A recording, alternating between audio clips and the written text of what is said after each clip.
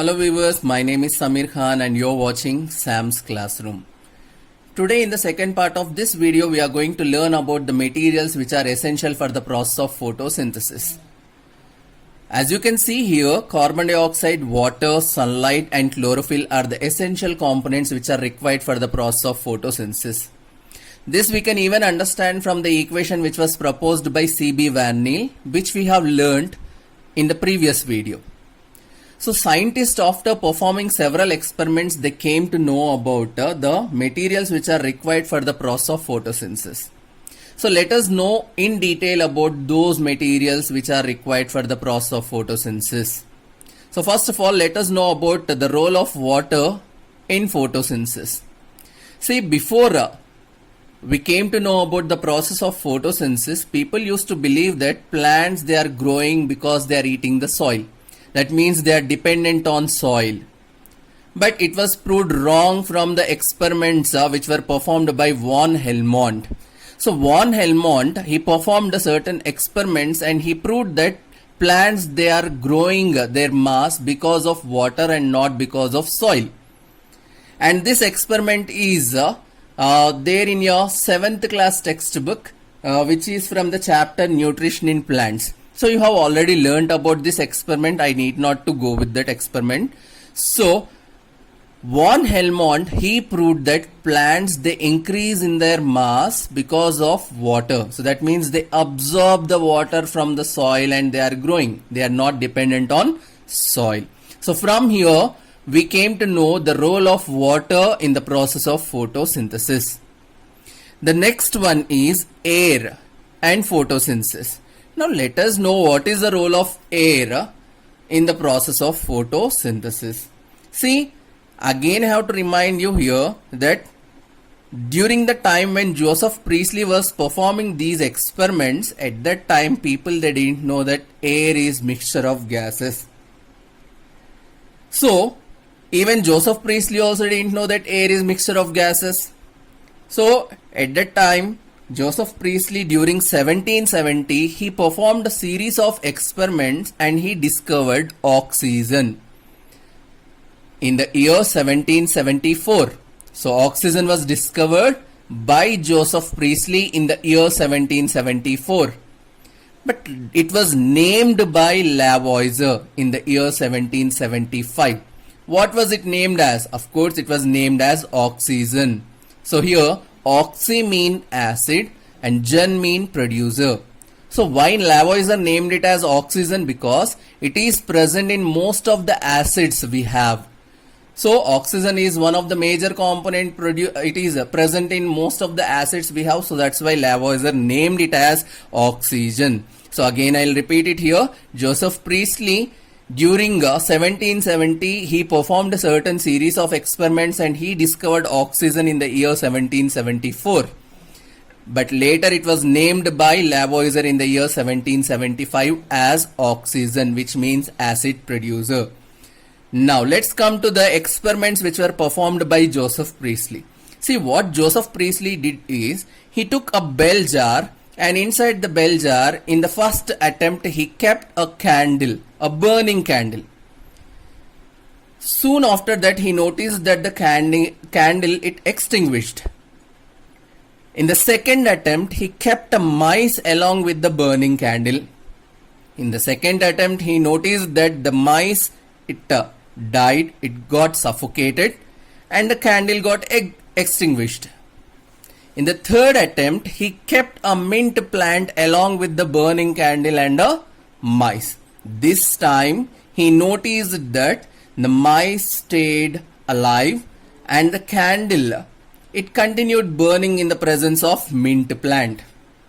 From this, he hypothesized that the plants restore the air what breathing animals and burning candles remove. That means plants were restoring something which the burning candle and the living animals were damaging. Of course, what they were damaging? See, for a candle to burn, it requires oxygen. For a mice to live, it requires oxygen. So that means they are taking up all the oxygen which is present inside the bell jar and they are releasing carbon dioxide. Now what plant was doing?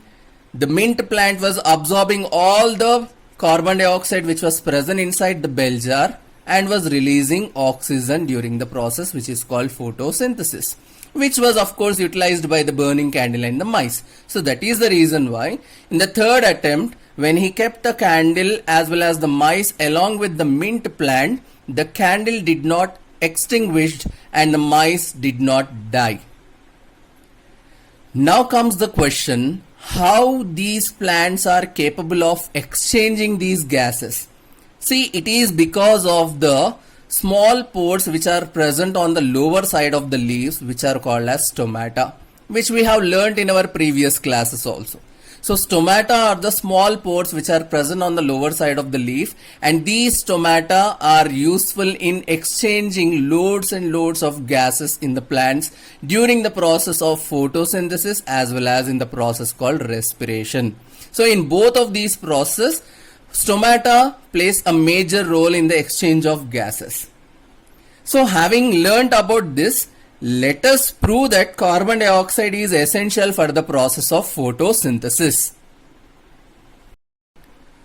So, in our second activity, let us prove that carbon dioxide is necessary for photosynthesis through Mole's half-leaf experiment. So, for this experiment, what are the materials we require? See, from the picture you can clearly understand, we require a potted plant with long leaves.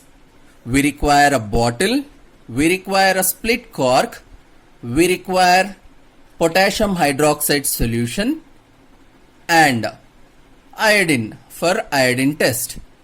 Now, how to perform this experiment? See, before performing this experiment, you have to select a potted plant which has long leaves and keep this potted plant in a dark room for nearly 4 to 5 days in order to make it free from starch.